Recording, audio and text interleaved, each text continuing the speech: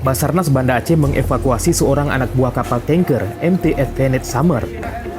Proses evakuasi menggunakan kapal KN Krishna milik Basarnas menuju pelabuhan Ulele, Banda Aceh.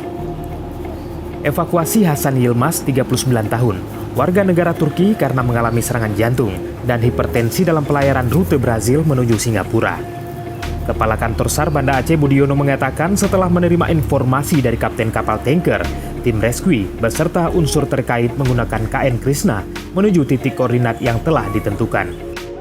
Melaksanakan perairan Pulau Aceh dari Taripati 10 lewat 20 menit ya menuju ke perairan Pulau Aceh, dan nanti sekitar pukul 13.00 sampai di titik koordinat yang telah ditentukan yang disepakati oleh kedua belah pihak.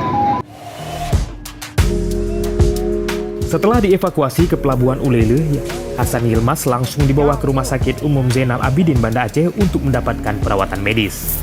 Dari Banda Aceh, Liputan Aceh Video.